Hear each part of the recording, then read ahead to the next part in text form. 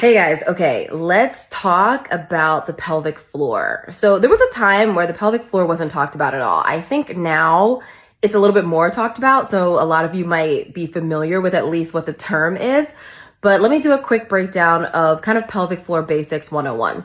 So the pelvic floor, I actually saw on a website recently, they described it as like a hammock for your pelvis. So everything in the lower pelvis is kind of sitting on these muscles. It's two large muscles that kind of break up into four individual muscles that's holding everything up.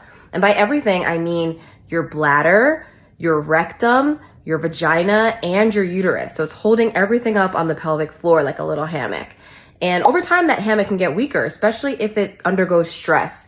If you're somebody that has a chronic cough from certain conditions or medications, if you've had multiple vaginal deliveries, it weakens those muscles that are holding up all of those organs. And that's what could potentially lead to pelvic floor disorders. According to the NIH, approximately 24% of people, or 24% of women, have a pelvic floor disorder or pelvic floor dysfunction. And that doesn't just have to be stuff related to my field, in my world. It can also be fecal incontinence, urine incontinence, as well as painful sex, pelvic pain, back pain, hip pain can all stem or at least be partly related to the pelvic floor muscles and pelvic floor dysfunction.